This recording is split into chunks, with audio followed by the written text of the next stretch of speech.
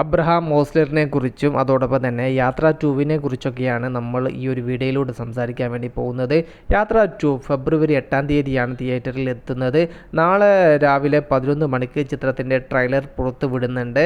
Teaser മുന്നേ റിലീസായിട്ടുണ്ടായിരുന്നു. മമ്മൂക്ക ഈ ഒരു ചിത്രത്തിൽ ഒരു ക്യാമിയോ റോളിലാണ് എത്തുന്നത്. എന്നാൽ ടീസറിൽ മമ്മൂക്കയുടെ നിറസാന്നിധ്യം തന്നെ കാണാൻ സാധിച്ചിട്ടുണ്ടായിരുന്നു. ഫെബ്രുവരിയിൽ ഒരാഴ്ചത്തെ വ്യത്യാസത്തിൽ മമ്മൂക്കയുടെ 2 സിനിമകളാണ് തിയേറ്ററിൽ എത്തുന്നത്. യാത്ര 2വും അതോടൊപ്പം തന്നെ ബ്രഹ്മയുഗവും. യാത്ര 2വിൻ്റെ മലയാളം പതിപ്പ് ഉണ്ടാവാൻ സാധ്യതയില്ല എന്നാണ് അറിയാൻ സാധിക്കുന്നത്.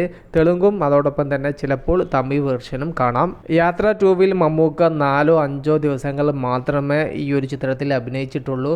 അതുകൊണ്ട് തന്നെ മമ്മൂക്ക ഈ ഒരു ചിത്രത്തിൽ ഒരു 10 മിനിറ്റ് ദൈർഘ്യമുള്ള ത്തിലാണ് പ്രത്യക്ഷപ്പെടുക എന്ന് പറഞ്ഞാൽ ഞെട്ടേണ്ട ആവശ്യമില്ല. എന്നാൽ ഈ ഒരു ചിത്രത്തിൻ്റെ സോൾ, ആത്മാവ് അത് മമ്മൂക്ക തന്നെയാണ്.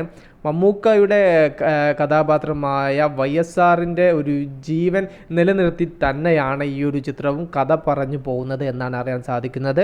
അതുകൊണ്ട് തന്നെ ചിത്രത്തിൻ്റെ പലയിടത്തും YSRനെ കുറിച്ചുള്ള പരാമർശവും ഫോട്ടോസും കാണാൻ സാധിക്കും. ചിലപ്പോൾ യാത്ര 1ലെ ഭാഗങ്ങളും ഫ്ലാഷ് ബാക്കായി കാണിച്ചേക്കാം.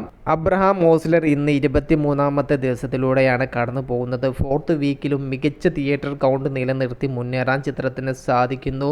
150ഓളം അല്ലെങ്കിൽ അതിൽ കൂടുതൽ തിയേറ്ററിലാണ് 4th വീക്കിലും ഈ ഒരു ചിത്രം തുടരുന്നത്.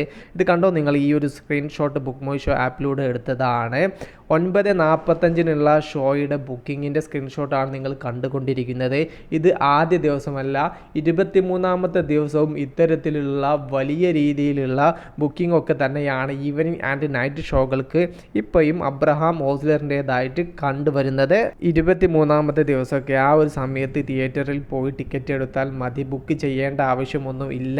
എന്നാൽ ഓസ്ലറിനെ സംബന്ധിച്ച് നല്ല രീതിയിലുള്ള സ്റ്റഡി കളക്ഷൻ നിലനിർത്തി മുന്നേറാൻ സാധിക്കുന്നു. അതുകൊണ്ട് തന്നെ ഈവനിങ് ആൻഡ് നൈറ്റ് ഷോകൾക്ക് തങ്ങളുടെ സീറ്റ് ഉറപ്പുവരുത്തിയതിന് ശേഷമാണ് ചില തിയേറ്ററിൽ പ്രേക്ഷകൻ സിനിമയ്ക്ക് എത്തുന്നത്.